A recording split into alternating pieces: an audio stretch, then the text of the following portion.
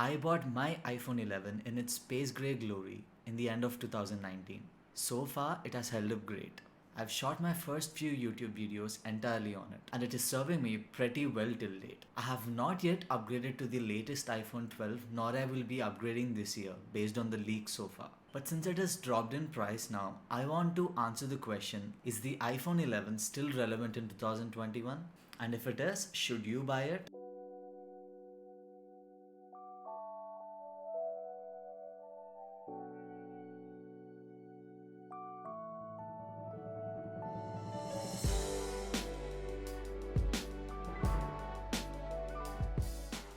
Hey friends, welcome back. If you're contemplating between buying an iPhone and an Android phone, I'm not gonna discuss the whole iOS versus Android conundrum in this particular video. I'm going to make a whole separate video on iOS versus Android in 2021 very soon. So hit the subscribe button below to be notified.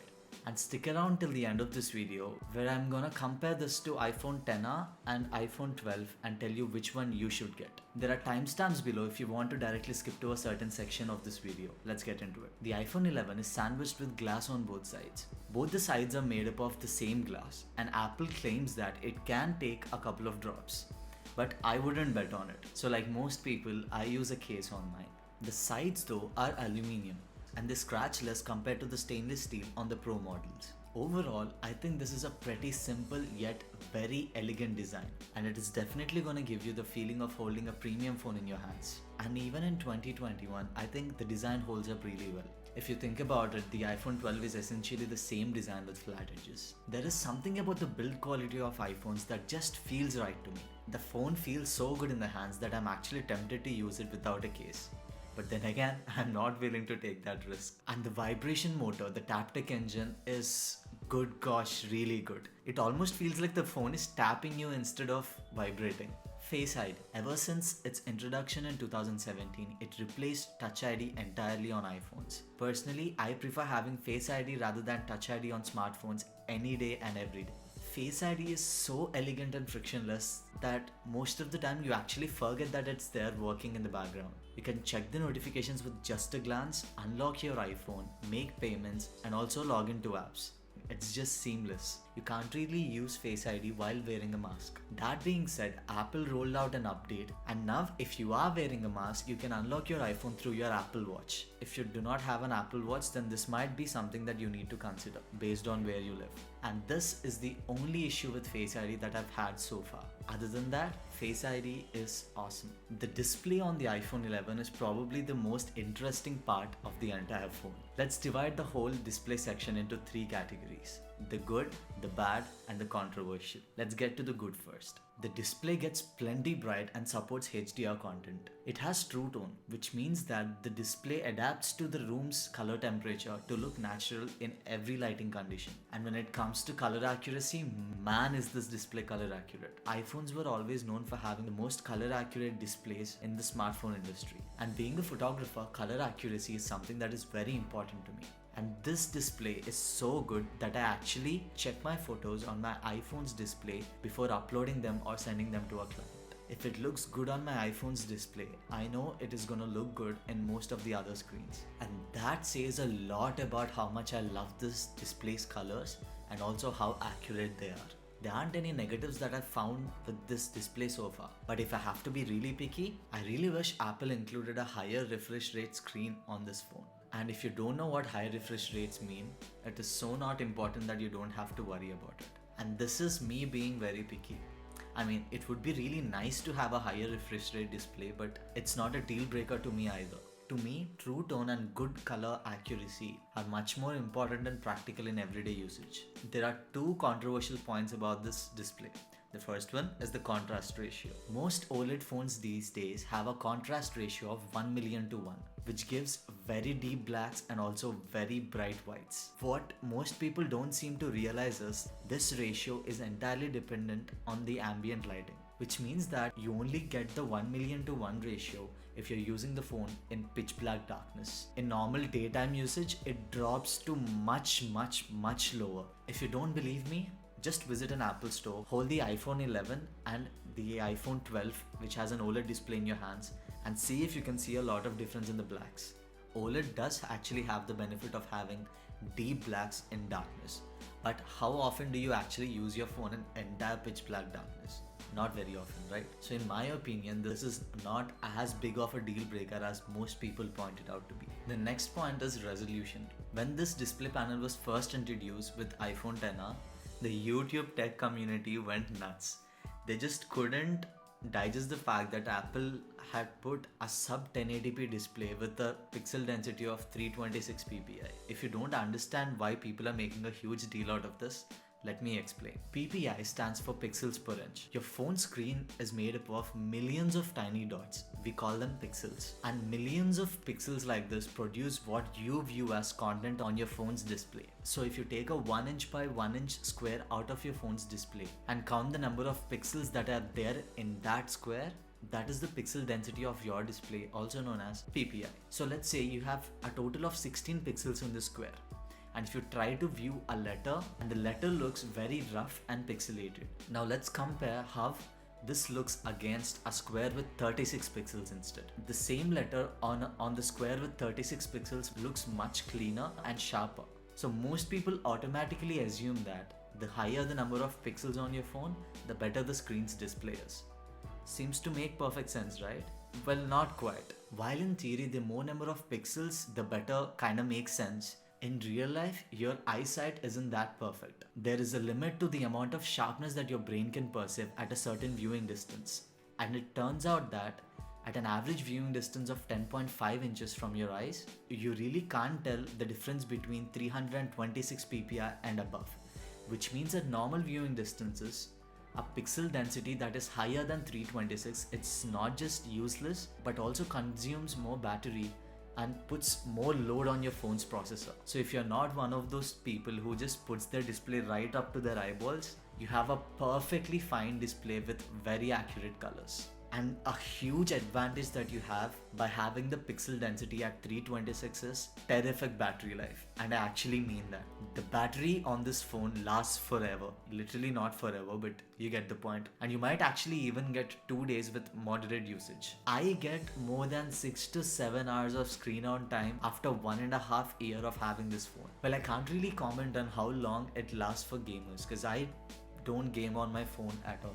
But for 95% of the people, this is just incredible battery life. It also supports wireless charging and the newly introduced MagSafe charger as well. But I highly recommend that you don't use a wireless charger for your everyday usage.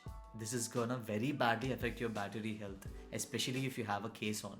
Let's talk about the good of the iPhone 11's camera. The iPhone 11 has a wide, an ultra wide and a front facing selfie camera, all at a similar 12 megapixel resolution, and all of them can actually shoot 4K 60 frames per second with extended dynamic range.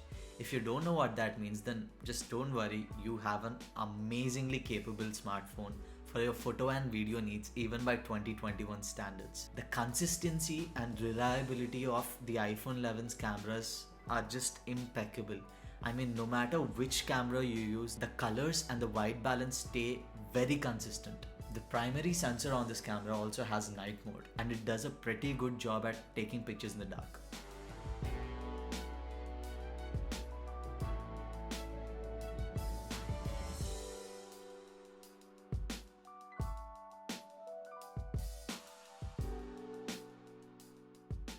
Overall, the iPhone 11 shoots great quality photos in almost any sort of lighting condition.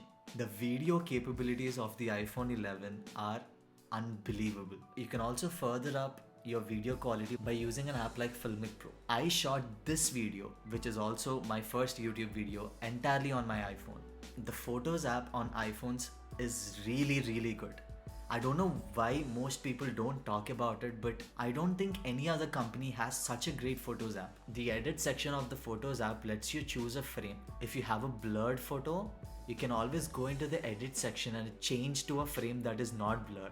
Even the editing section that you actually use to edit the pictures is pretty good for a stock native app. Okay guys, pro tip. If you're shooting live photos on your iPhone, you can swipe up on the live photo and you can choose if you want the photo to loop, bounce, or even set it as a long exposure. This is just so cool in my opinion, especially if you're a photography enthusiast. The bad. The lack of a telephoto camera, although not a deal breaker would have still been pretty nice to have. Although it's silly, I'm actually gonna make a video comparing the iPhone 11 to my $2,500 mirrorless camera, and that is going to be a pretty fun and interesting video. So hit the subscribe button if you haven't already to not miss out on the upload.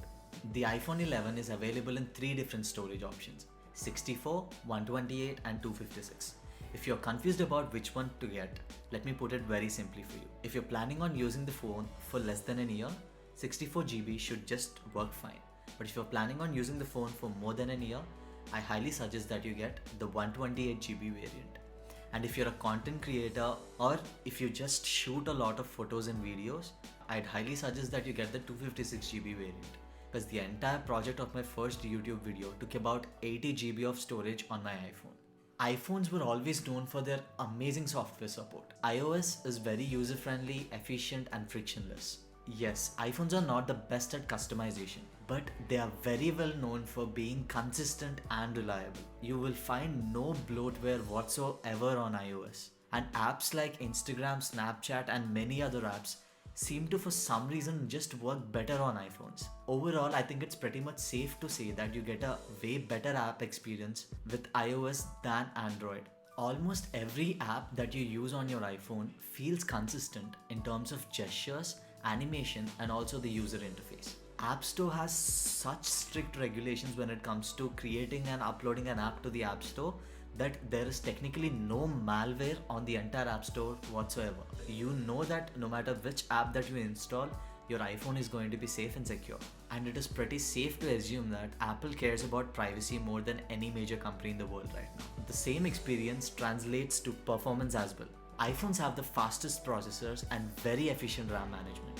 I'm not gonna get into the numbers and benchmarks, but I can safely say that the iPhone 11 performs just as good or even better than the first day I bought it a year and a half ago. And that is not something that you can say about most Android phones these days. And that's the thing with iPhones, right? They typically serve you and last you longer than an Android phone. So you can safely say that the iPhone 11 is gonna last you easily for 4 more years if you're planning to use it for that long. But you would have to change the battery once every 2 years. And if you look at it that way, iPhone 11 is still great value for money. Speaking of value, as of May 2021, the iPhone 11 is being sold in 3 different storage variants and 6 different color options. $600 for the 64GB variant, $650 for the 128GB variant and $750 for the 256GB variant. The 128GB variant, which I'd recommend to most people, costs about $650, and for that price I feel like the iPhone 11 is the most value for money iPhone that you can get in 2021. And years later, even if you want to sell your iPhone and upgrade to a new one, you can always sell it for a better price than typical Android phones. So should you buy the iPhone 11? The 128GB variant, which I'd recommend to most people, is gonna cost you $650. And if you are in that budget, yes, the iPhone 11 is great value for money. But if you have a little tighter budget, the iPhone XR for $100 less is pretty much the same phone with one less camera and similar performance. The only reason I'd steer you towards the iPhone 12 is 1, if you really care about having the OLED display, or 2, if you really like the size of the 12 mini. But one thing you have to consider is the 12 mini's battery life is not as good as the 12 or the 11 for that matter. And that's it for today, guys. Let me know if you agree or don't agree with me in the comment section below. If you like the content on this channel, a sub would be great. Until next time.